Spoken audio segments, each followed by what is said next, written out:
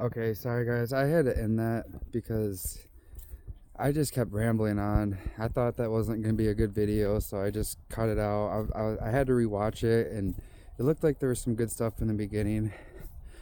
But towards the end, I just started rambling on, and this is why I want to make this video. I just want to show you what it's like for me to be a covert narcissist. This is what I, talk about. Like, I'm trying to act like I'm talking to an audience so that you can kind of hear my thought processes and how I talk and act. This is how I am as a covert narcissist. It took me a while to figure it out because I have heard that word 5 years ago when my girlfriend, who's my girlfriend now still, but we broke up. It was my ex-girlfriend at the time, and her mom both called me a narcissist. And when I first heard it, I had no idea what that word even meant. I had an idea. I'm like, oh, that sounds like it would mean like a selfish person or something, right? And then when I went online to look it up, I kind of confirmed my suspicion. I was like, oh yeah, it is about a selfish person. But then the more deeper I went into it, then I realized it was like a grandiose selfish person who constantly brags and stuff. And I'm like, oh, I know a few people like that. That's not me. I'm not like that. I don't brag about, my grandiosity or my pride. No. In fact, I thought I was for certain that I was not that, like a narcissist, and I just kept going on my day. And then the worst thing I did was I flipped it onto her. I was like, you're the one that sounds like a narcissist because you like to brag and this and that. And then I was finding out more about narcissism. The reason why I'm talking like this is because I'm just making sure no one's walking by on the trail. I just don't want to hear them. I just don't want them to hear me talk right now. I get a little paranoid about that. So, sorry, I'm really trying to gather my thoughts because I feel after smoking weed, my thoughts tend to derail a lot. It's hard to keep on track. I'm trying, dude. I'm seriously trying. I just want to talk like a normal person. Every time when I'm talking to people, they think something's wrong with me, Not everybody, but there are a few people that, they get to know me and they realize oh, he's not like that all the time, or he's got depth. At least I think I got depth. I don't know. So anyways, I was looking into narcissism more, and for a couple years I thought that wasn't me. So and I kept finding more and more to confirm that bias, more and more about what a grandiose narcissist is, not the covert narcissist, because that comes in play later. At the time, I never even heard of covert narcissism. So as I kept projecting narcissism to everybody, thinking oh, this person's a narcissist, or my ex-girlfriend is, and her mom definitely is, kept calling other people narcissists. And it was kind of scary because now when I look back at it, I was actually projecting. And then I started having dreams, really odd, specific dreams that it doesn't even make sense. How did my brain just come up with this? It's so symbolic. I'll tell you one of them. I was in my childhood home, and there was broken glass everywhere. And me and my mom, my brother, were picking up the glass. And I remember thinking, this is impossible. The glass is never ending because there was glass everywhere. And as I was picking some of them up, I was getting cut.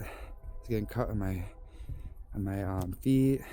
I remember looking at my hand. My hand was cut and it was bleeding. So I washed it in the sink.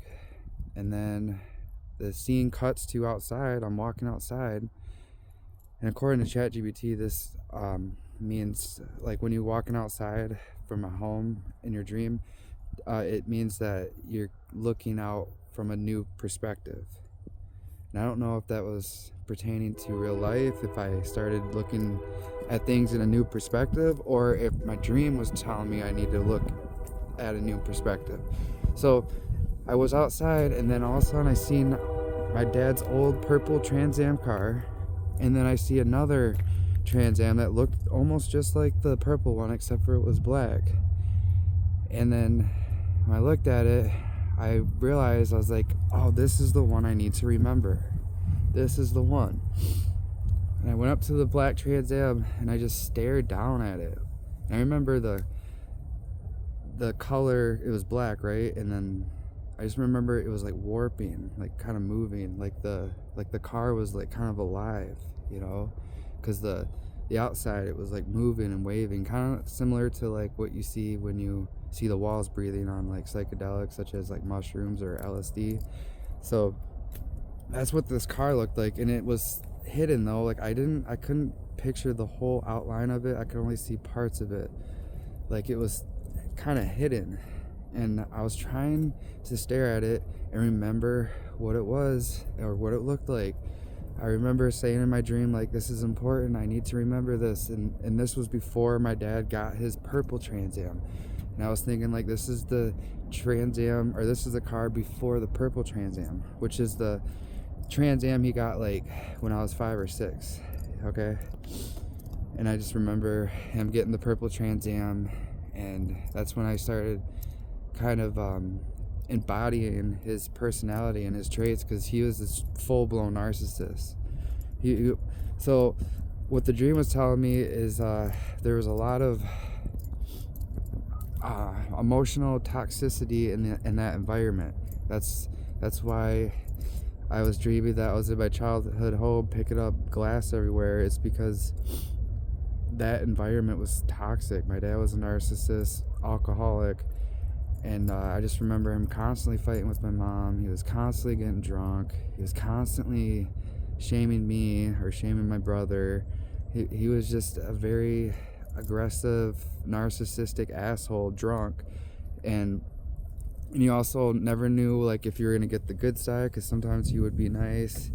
You know, he might be nice for the day, or not even the day. Like, he'll be nice for an hour and then totally flip to his asshole ego rage, or he was just hungover and just being a dick, you know. And he would make these sarcastic jokes making fun of me, like saying like, oh, you're being a girl, something like that, and then he would laugh it off, like, and say like, oh, I'm just joking. So I grew up in this environment, and then as I got older, I started to develop his toxicity, or I started to take on his traits, because I seen him drinking, and sometimes I would think it was cool, and I would hear him, and I would always see him like looking confident or acting confident. He had all this money.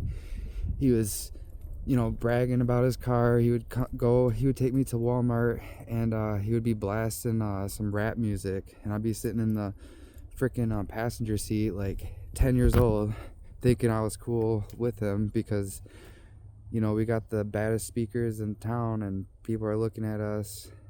And I don't remember people's reaction. I just remember being too scared to even look back. I just looked away and kind of nodded my head, trying to be cool, you know.